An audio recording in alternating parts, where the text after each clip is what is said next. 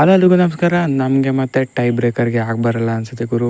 ಈ ಸೀಸನ್ನ ಅಷ್ಟು match ಸೋತಿದ್ದೇವೆ tie breaker ಆದಾಗಲೆಲ್ಲ. Bengaluru ಬೂಲ್ಸ್ ತಂಡ 3 ಟೈ ಬ್ರೇಕರನ್ನು ಇದರೊಂದಿಗೆ ಸೋತಿದ್ದಾರೆ ಬೆಂಗಳೂರು ಬೂಲ್ಸ್ ತಂಡ. ಇವತ್ತಿನ ಪಂದ್ಯ ಕೂಡ ರೋಚಕವಾಗಿ ಟೈ ಬ್ರೇಕರ್ನ ಹೋಗಿತ್ತು. ಅದಕ್ಕೆ ಅದ್ಭುತವಾದ ಕಮ್ಬ್ಯಾಕ್ ಕೂಡ ಬಂದಿತ್ತು ಸೆಕೆಂಡ್ ಹಾಫ್ನಲ್ಲಿ. ಸೊ ಅದನ್ನು ಮತ್ತೊಮ್ಮೆ ಟೈ ಬ್ರೇಕರ್ನಲ್ಲಿ ಅದನ್ನು ಮ್ಯಾಚ್ ಬಿಟ್ಕೊಟ್ಟಿದ್ದಾರೆ ಅಂತಲೇ ಹೇಳ್ಬೋದು ಬೆಂಗಳೂರು ಬೂಲ್ಸ್ ತಂಡ. ಪುಣೇರಿ ಪಲ್ಟನ್ ವಿರುದ್ಧ 2-2 ಪಂದ್ಯನೂ ಕೂಡ ಟೈ ಬ್ರೇಕರ್ನಲ್ಲೇ ಎಂಡ್ ಆಯಿತು. 2 ರಿಸಲ್ಟ್ ಕೂಡ ಪುಣೇರಿ ಪಲ್ಟನ್ ಕಡೆನೇ ಹೋಯಿತು ಅಂತಲೇ ಹೇಳ್ಬೋದು. ಸೊ ರಿವೆಂಜ್ ಕಂಪ್ಲೀಟ್ ಆಗಿಲ್ಲ. ಪುಣೇರಿ ಪಲ್ಟನೇ ಮತ್ತೊಮ್ಮೆ ಟೈ ಬ್ರೇಕರ್ನಲ್ಲೇ ಗೆಲ್ತಾರೆ. ಟೈ ಬ್ರೇಕರ್ನಲ್ಲೇ ಗೆದ್ದು ರಿವೆಂಜ್ ತೀರ್ಸ್ಕೊಳ್ಳೋ ಅವಕಾಶ ಕೂಡ ಸಿಕ್ಕಿತ್ತು ಬೆಂಗಳೂರು ಬೂಲ್ಸ್ ತಂಡಕ್ಕೆ. ಅದನ್ನು ಮಿಸ್ಟೇಕ್ ಮಾಡಿಕೊಂಡ್ರು. ಇನ್ಫ್ಯಾಕ್ಟ್ ಒಂದು ರಿವ್ಯೂಗೂ ಕೂಡ ಹೋಗ್ಬೋದಿತ್ತು ಅಂತ ಅನಿಸ್ತಾ ಇದೆ. ಸತ್ಯಪ್ಪ ಮಟ್ಟಿ ಅವರ ರೈಡು ಟೈ ಬ್ರೇಕರ್ನಲ್ಲಿ ಏನು ಬಂದಿದೆ ಬೋನಸ್ ಆದ ಥರ ಅನಿಸಿತ್ತು ನೋಡುವಾಗ. ಇನ್ನೊಂದು ಸರಿ ರಿಪ್ಲೈಗೆ ಹೋದರೆ ಗೊತ್ತಾಗ್ತಾಯಿತ್ತು ಖಂಡಿತವಾಗ್ಲೂ. ಒಂದು ಚಾನ್ಸ್ ತೊಗೋಬೇಕಿತ್ತು, ಹೆಂಗೋ ರಿವ್ಯೂ ಇರ್ತಾಯಿತ್ತಲ್ಲ. ಹಾಗಾಗಿ ಅದೊಂದು ಮಿಸ್ಟೇಕ್ ಆಯಿತು ಅಂತ ಅನಿಸುತ್ತೆ. ಏನೂ ಮಾಡೋಕ್ಕಾಗಲ್ಲ. 2-2 ಪಂದ್ಯ ಇವಾಗ ಟೈ ಬ್ರೇಕರ್ನಲ್ಲಿ ಸೋತಿದ್ದೇವೆ. ಚೆನ್ನಾಗಿ ಆಡಿದ್ದೀವಿ ಅಂತಲೇ ಅರ್ಥ. ಇದರಲ್ಲಿ ಒಂದು ಡ್ರಾ ಮಾಡಿದ್ದೀವಿ ಅಂತ ಹೇಳಿದ್ರೆ ಟೈ ಬ್ರೇಕರ್ ಏನಿದೆ ಅದು ನಮಗೆ ಸರಿಯಾಗಿ ಸೆಟ್ ಆಗ್ತಾಯಿಲ್ಲ ಅಂತಲೇ ಹೇಳ್ಬೋದು. ಸೊ ಈ ಮ್ಯಾಚ್ನಲ್ಲಿ ಏನೇನಾಯಿತು ಅಂತ ಸಣ್ಣದಾಗಿ ನೋಡೋಣ ಈ ವಿಡಿಯೋದಲ್ಲಿ. ಅದಕ್ಕೂ ಮೊದಲು ಚಾನಲ್ಗೆ ಹೊಸಬರಾಗಿದ್ದರೆ ದಯವಿಟ್ಟು ಸಬ್ಸ್ಕ್ರೈಬ್ ಮಾಡಿ. ಬನ್ನಿ ವಿಡಿಯೋನ ಪಟಾಪಟ್ ಅಂತ ಸ್ಟಾರ್ಟ್ ಮಾಡೋಣ.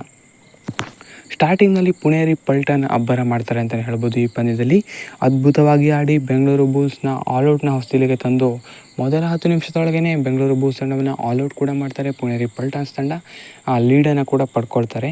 ಸೊ ಆ ಲೀಡನ್ನು ಕಡಿಮೆ ಮಾಡೋದು ಅಲಿರೇಜ್ ಅವರು ಕಡಿಮೆ ಮಾಡ್ತಾರೆ, ಚೆನ್ನಾಗಿ ರೈಡ್ ಮಾಡ್ತಾರೆ. ಅವ್ರಿಗೆ ಆಶೀಶ್ ಮಲಿಕ್ ಕೂಡ ಒಳ್ಳೆ ಸಾಥ್ ಕೊಡ್ತಾರೆ. ಸ್ಟಾರ್ಟಿಂಗ್ನಲ್ಲಿ ಟ್ಯಾಕಲ್ ಏನೂ ಪಾಯಿಂಟೇ ಇರೋದಿಲ್ಲ. ಬೆಂಗಳೂರು ಬೂಲ್ಸ್ ಡಿಫೆನ್ಸ್ ತುಂಬಾ ವೀಕ್ ಆಗಿರುತ್ತೆ ಮೊದಲ ಹಾಫ್ನಲ್ಲಿ. ಸೊ ಇನ್ಫ್ಯಾಕ್ಟ್ 4-5 ಪಾಯಿಂಟ್ ಲೀಡ್ನೊಂದಿಗೆ ಎಂಡ್ ಮಾಡ್ತಾರೆ ಪುಣೇರಿ ಪಲ್ಟನ್ ಮೊದಲ ಹಾಫನ್ನು. ಸೊ ಹಾಗಾಗಿ ಸೆಕೆಂಡ್ ಹಾಫ್ನಲ್ಲಿ ಕಮ್ಬ್ಯಾಕ್ ಮಾಡಬೇಕಿತ್ತು, ಅದನ್ನೇ ಮಾಡ್ತಾರೆ ಆ್ಯಕ್ಚುಲಿ ಬೆಂಗಳೂರು ಬೂಲ್ಸ್ ತಂಡ. ಅದ್ಭುತವಾದ ಕಮ್ಬ್ಯಾಕ್ ಆಗಿತ್ತು ಅದು ಅಂತಲೇ ಹೇಳ್ಬೋದು ಬೆಂಗಳೂರು ಬೂಲ್ಸ್ ಕಡೆಯಿಂದ. ಇನ್ಫ್ಯಾಕ್ಟ್ ಸಖತ್ತಾಗಿ ಆಡಿ ಪುಣೇರಿ ಪಲ್ಟನ್ಸ್ ತಂಡವನ್ನು ಒಮ್ಮೆ ಆಲ್ಔಟ್ ಮಾಡ್ತಾರೆ ಬೆಂಗಳೂರು ಬೂಲ್ಸ್ ತಂಡ. ಸೊ ಜಾಸ್ತಿ ಏನು ಡಿಫ್ರೆನ್ಸ್ ಏನು ಬಂದಿರಲಿಲ್ಲ. ಆಮೇಲೆ ಬೆಂಗಳೂರು ಬೂಲ್ಸೇ 4 ಪಾಯಿಂಟ್ ಲೀಡ್ ಮಾಡ್ತಾರೆ ಆಲ್ಔಟ್ ಮಾಡೋ ಮುಖಾಂತರ. ಕೊನೆಯ 1-2 ನಿಮಿಷ ಚೆನ್ನಾಗಿಯೇ ಸ್ವಲ್ಪ ಕಾದ್ಕೊಂಡು ಆಡಿದರೆ ಟೈ ಬ್ರೇಕರ್ಗೆ ಹೋಗ್ತಿರ್ಲಿಲ್ವೇನೋ ಅಂತ ಅನಿಸ್ತು ಲಾಸ್ಟ್ನಲ್ಲಿ.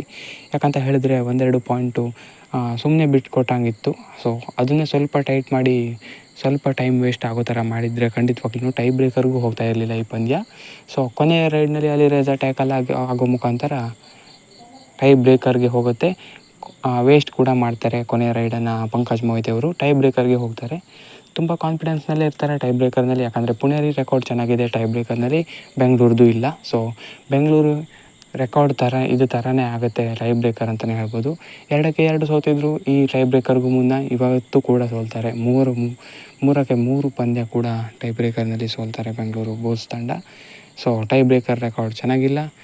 ಹಾಗೆಯೇ ಬೂಲ್ಸ್ ಚೆನ್ನಾಗೇ ಆಡ್ತಾಯಿದ್ದಾರೆ. ಇನ್ಫ್ಯಾಕ್ಟು ಲಾಸ್ಟ್ ಮ್ಯಾಚ್ ಕೂಡ ಟೈ ಬ್ರೇಕರ್ ಆಗಿತ್ತು, ಈ ಮ್ಯಾಚ್ ಕೂಡ ಟೈ ಬ್ರೇಕರು. ಆದರೂ ಕೂಡ ಸೋಲಿನಲ್ಲಿ ಎಂಡ್ ಆಗ್ತಿರೋದು ದುಃಖದ ವಿಚಾರ ಅಂತಲೇ ಹೇಳ್ಬೋದು, ಬೇಸರದ ವಿಚಾರ ಅಂತಲೇ ಹೇಳ್ಬೋದು. ಸೊ ಟೈ ಬ್ರೇಕರ್ನಲ್ಲಿ ಮೊದಲ 2 ರೈಡು ಚೆನ್ನಾಗೇ ಆಗಿತ್ತು. ಸತ್ಯಪ್ಪ ಮಟ್ಟಿನ ಹಾಕ್ಕೊಂಡಿದ್ರು 2ನೇ ರೈಡ್ನಲ್ಲಿ ಬೆಂಗಳೂರು ಬೂಲ್ಸ್ ತಂಡ. ಇನ್ಫ್ಯಾಕ್ಟು ಅಷ್ಟೊಂದು ಚೆನ್ನಾಗಿ ರೈಡ್ ಬರೋಲ್ಲ ಅಂತ ಅನಿಸುತ್ತೆ. ಡಿಫೆಂಡರ್ಸ್ನಲ್ಲಾದ್ರೂ ಒಂದು ಲೆವೆಲ್ಗೆ ರೈಡ್ ಮಾಡೋರು ಇರ್ತಾರೆ. ಸೊ ಅವ್ರಿಗೆ ಅಷ್ಟೊಂದು ಚೆನ್ನಾಗಿ ಬರೋಲ್ಲ ಅಂತ ಅನಿಸುತ್ತೆ. ಸೊ ಕ್ಯಾಚ್ ಹಾಕ್ತಾರೆ ಇವರು, ಗೌರವ್ ಖಾತ್ರಿ ಅವರು. ಆದರೆ ಬೋನಸ್ ಆಗಿತ್ತು ಅಂತ ಸ್ಲೈಟಾಗಿ ಅನಿಸ್ತಾ ಇದೆ. ಆದರೆ ರಿವ್ಯೂಗೆ ಹೋಗಿಲ್ಲ ಬೆಂಗಳೂರು ಬೂಲ್ಸ್. ಇದು ತುಂಬ ಆಶ್ಚರ್ಯಕ್ಕೆ ಕಾರಣ ಆಯಿತು ಅಂತಲೇ ಹೇಳ್ಬೋದು. ಅದೊಂದು ಟ್ರೈ ಮಾಡ್ಬೋದಿತ್ತು, ಸಿಕ್ಕಿದ್ರೆ ಆಲ್ಮೋಸ್ಟ್ ಈಕ್ವಲ್ ಆಗಿಬಿಡ್ತಾಯಿತ್ತು. ಸೊ ಹಾಗಾಗಿ ಗೋಲ್ಡನ್ ರೈಡ್ಗೆ ಹೋಗ್ಬೋದಿತ್ತು ಅಂತ ಅನಿಸ್ತಾ ಇದೆ. ಅದನ್ನೇ ಲೀಡನ್ನು ಮೇಂಟೈನ್ ಮಾಡಿಕೊಂಡು ಕೊನೆ ತನಕ ಹೋಗಿ ಪುಣೇರಿ ಪಲ್ಟನ್ ಈ ಮ್ಯಾಚನ್ನು ವಿನ್ ಆಗ್ತಾರೆ. ಇದರೊಂದಿಗೆ ಬೆಂಗಳೂರು ಬೂಲ್ಸ್ಗೆ 2-2 ಬ್ಯಾಕ್ ಟು ಬ್ಯಾಕ್ ಸೋಲು ಇವಾಗ ಸಿಕ್ಕುತ್ತೆ. ಮುಂದೆ ಹೋಗ್ತಾ ಕಷ್ಟ ಆಗುತ್ತೆ ಇದೇ ರೀತಿ ಆಗ್ತಾಯಿದ್ರೆ.